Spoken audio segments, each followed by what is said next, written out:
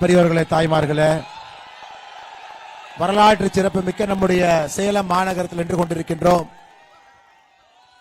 மிக முக்கியமான காலகட்டத்தில் நேரத்தில் நம்முடைய தேசிய ஜனநாயக கூட்டணி சார்பாக இங்கே போட்டியிடக்கூடிய மருத்துவர் டாக்டர் ஐயா அவர்களுடைய கனவுகளை எல்லாம் நனவாக்குவதற்காக பாட்டாளி மக்கள் கட்சியினுடைய வேட்பாளர் அண்ணன் அண்ணாதுரை அவர்களை ஆதரித்து இங்கே நின்று கொண்டிருக்கின்றோம். அன்பு சகோதர சகோதரிகளை, இது ஒரு சாதாரண தேர்தல் களம் இல்லைங்க. தமிழகத்தில் இருக்கக்கூடிய நாம் அனைவருமே இணைந்து ஒரு மக்கள் கூட்டணியாக ஒரு கூட்டணி உருவாக்கி இருக்கின்றோம். நல்லவர்கள் எல்லாம் இந்த கூட்டணியில் இணைந்து ஒரு வித்தியாசமான அரசியலை மக்கள் மன்றத்தில் வைத்திருக்கின்றோம். டாக்டர் ஐயா அவருடைய நீண்டகால கனவு மதுவில்லாத ஒரு தமிழகத்தை உருவாக்க வேண்டும் என்று, அதெல்லாம் நம்முடைய கண் முன்னால் நனவாவதற்காக இந்த கூட்டணியிலே நாம் அனைவரும் கூட இணைந்திருக்கின்றோம். சமீபத்தில் சேலத்தில் நாம் பார்த்தோம், நம்முடைய மருத்துவர் ஐயா அவர்களுக்கும் பாரத பிரதமர் நரேந்திர மோடி அவர்களுக்கு இருக்கக்கூடிய அன்பை நாம் எல்லோரும் கூட வெளிப்படையாக பார்த்தோம். இன்னைக்கு அண்ணன் அண்ணாதுரை அவர்கள் நம்முடைய அன்புக்கெல்லாம் ஏங்கி இங்கே நின்று கொண்டிருக்கின்றார். ஏப்ரல் 19ஆம் தேதி நடக்கப் போகின்ற இந்த வரலாற்று சிறப்புமிக்க தேர்தலில் தமிழகம் முதல் சுற்றிலே நாம் வாக்களிக்க இருக்கின்றோம். அதன் பிறகு 6 சுற்றுகள் இருந்தாலும் கூட முதல் சுற்றுல தமிழகத்தில் எழும்பக்கூடிய இந்த மோடி அலை என்பது அடுத்த 6 சுற்று இந்தியா முழுவதும் செல்லும். ஜூன் 1ஆம் தேதி நடக்க இருக்கக்கூடிய 7வது சுற்று வரை தமிழகத்திலிருந்து மோடி அலை செல்லும் என்பதில் எந்த மாற்று கருத்தும் இல்லை. சகோதர சகோதரிகளை, அண்ணன் அண்ணாதுரை அவர்கள் என்று மக்கள் வேட்பாளராக ஒரு சாமானிய மனிதராக சேலத்துக்கு ஒரு மாற்றம் வேண்டும் என்று நம் முன்னால் நின்று கொண்டிருக்கின்றார். தேசிய ஜனநாயக கூட்டணி எல்லா தலைவர்கள் தொண்டர்கள் இங்கே நின்று கொண்டிருக்கின்றோம். காரணம் என்னங்க ஐயா? எதற்காக இதை வரலாற்று சிறப்புமிக்க தேர்தல் என்று சொல்லுகின்றோம்? இந்தியாவிலே இதற்கு முன்பு 2 தேர்தல் மட்டும்தான். தேர்தல் நடப்பதற்கு முன்பாகவே யார் பிரதமர் என்று நமக்கு தெரியும். 1952 நடந்த முதல் தேர்தல், காங்கிரஸ் கட்சி ஆட்சிக்கு வர்றாங்க. சுதந்திரத்திற்கு பிறகு எல்லோருக்கும் தெரியும் ஐயா.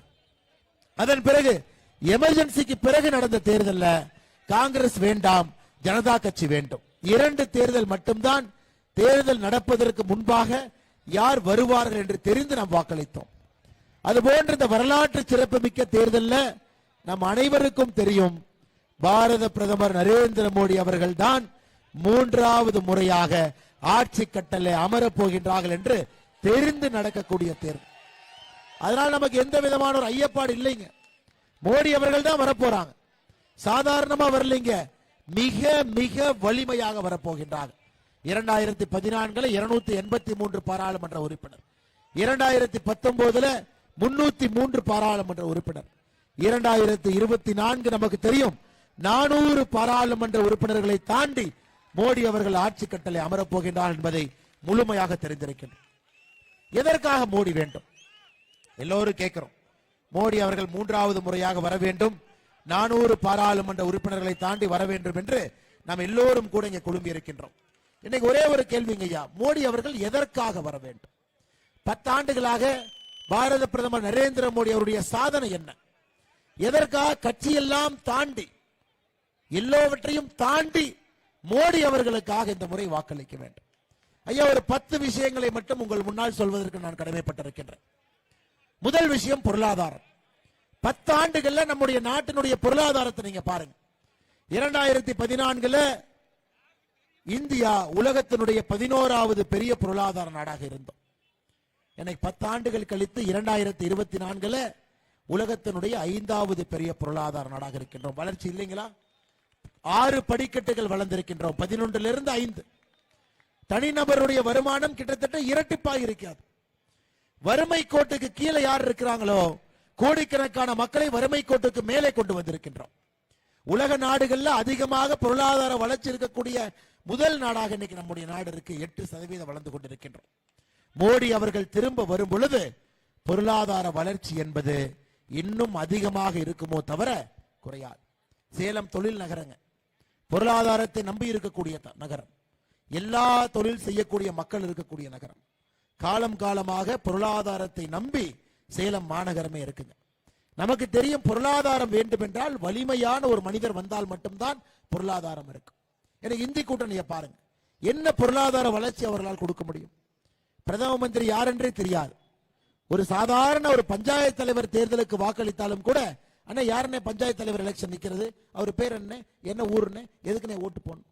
ஒரு பஞ்சாயத்து தலைவர் தேர்தலுக்கு யார் அவர் பொருத்தமானவரா, நம்ம பஞ்சாயத்திற்கு தலைவராக வருவதற்கு முழு தகுதியுடையவரான ஒரு பஞ்சாயத்து தேர்தலில் அவர் யார் என்பதை நாம் தெளிவுபடுத்தி வாக்களிக்கின்றோம். ஆனா இன்னைக்கு நடக்க இருக்கக்கூடிய தேர்தலில் பிரதம மந்திரி வேட்பாளர் யார் என்று தெரியாது என்கின்றார்கள். ஒரே ஒரு விஷயம் சொல்றாங்க, 2004 வாக்களித்தோம், பிரதம மந்திரி யாருன்னே தெரியாது.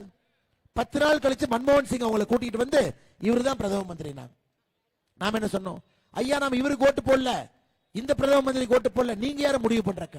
அந்த 10 தலைவர்கள் சொன்னாங்க, சோனியா காந்தி சொன்னாங்க, லல்லு பிரசாத் யாதவ் சொன்னாங்க, கருணாநிதி அவர்கள் சொன்னாங்க, ஃபரூக் அப்துல்லா சொன்னாங்க, நாங்க முடிவு பண்ணிட்டோம், நாங்க 10 பேரு, எங்களுக்கு இவர்தான் சரியாக இருப்பார், இவர்தான் பிரதம மந்திரி என்று. அந்த 2004 நடந்த கேலி கூத்து மறுபடியும் 2024 நடக்க வேண்டுமா என்பதை நீங்கள் சிந்திக்க வேண்டும். பிரதம மந்திரி யார் என்பதை தெல்ல தெளிவாக தெரிந்து வாக்களிப்பதுதான் ஒரு ஜனநாயகத்தில் நாம் செய்யக்கூடிய முதல் செயலுங்க. அது சரியான கடமை. அது இவர்தான் பிரதான் மந்திரி, இவர் வந்தால் இப்படி இருக்கும், இவருடைய பலம் இது, பலவீனம் இது, அது தெரியாம எப்படிங்க ஐயா ஓட்டு போடுவோம்?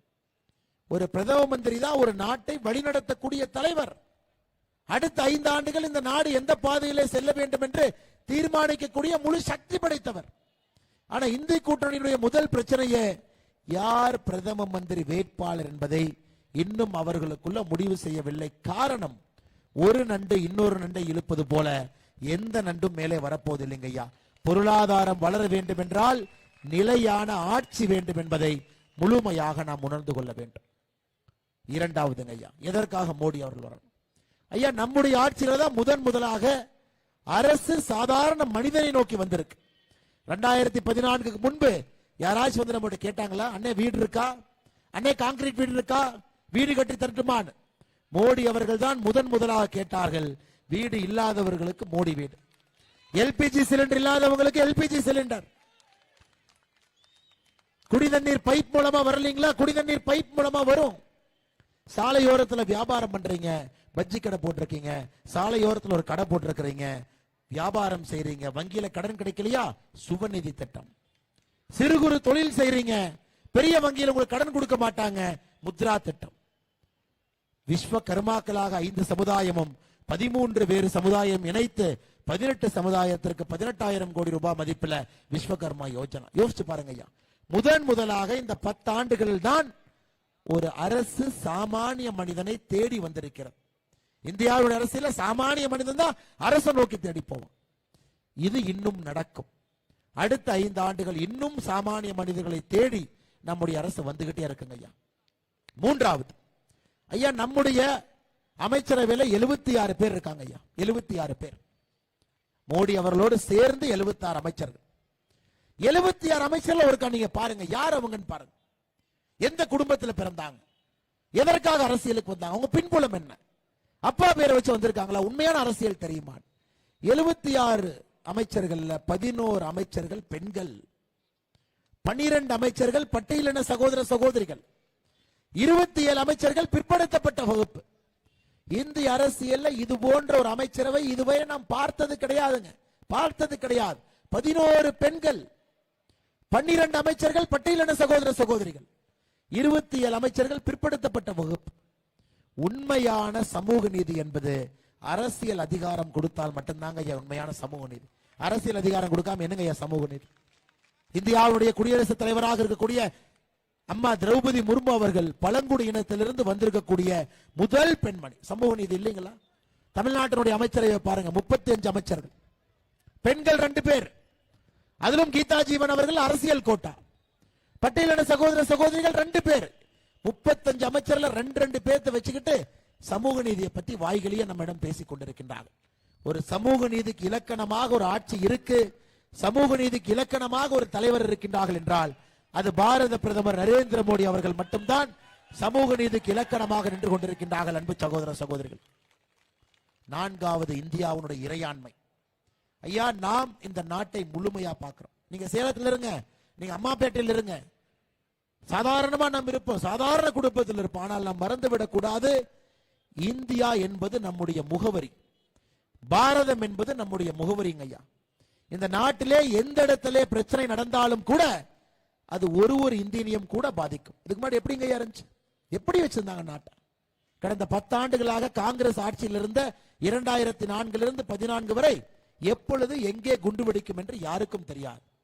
Bangalore blast, Delhi blast, Pune blast, எத்தனை பிளாஸ்ட்ங்க ஐயா, ரயில்வே பிளாஸ்ட், ட்ரெயின் பிளாஸ்ட், நக்சல்களுடைய ஆதிக்கம், வடகிழக்கு பிரச்சனை, அங்க இருக்கக்கூடிய ஆதிக்க சக்திகள் அரசை ஏற்றுக்கொள்ளாமல் துப்பாக்கி ஏந்தி கொண்டு போராட்டம், இதையெல்லாம் 10 ஆண்டுகள்ல கட்டுக்குள்ள கொண்டு வந்து ஒரு முழுமையாக இறையாண்மை இருக்கக்கூடிய பாரதத்தை பாரத பிரதமர் நரேந்திர மோடி உருவாக்கி இருக்கின்றார். இது ரொம்ப முக்கியங்க ஐயா.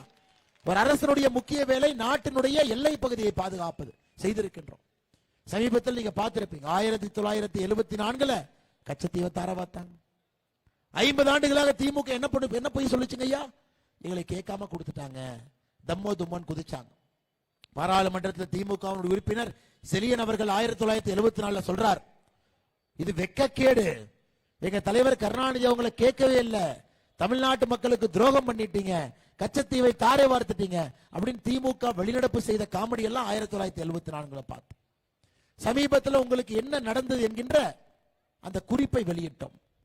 கருணாநிதி அவர்களுக்கு கச்சத்தீவு கொடுப்பதற்கு 1 மாதம் முன்பதாகவே வந்து அவருடைய அனுமதியை பெற்று கருணாநிதி அவங்க சொல்றாங்க, கொஞ்சமா அப்படியே போராட்டம் பண்ணிக்குவாங்க, நான் பாத்துக்கிறேன். இந்த டிபிக்கல் கலைஞர் அவர் எப்படி ஒரு இஷ்யூ ஹேண்டில் பண்ணுவாரோ அப்படியே கொஞ்சம் கொஞ்சமா போராட்டம் பண்ணி நான் பாத்துக்கிறேன், நீங்க கொடுங்க. அதன் பிறகு என்ன பிரச்சனைங்க? இந்தியாவுடைய எல்லை பகுதியை சுருக்கிட்டாங்க.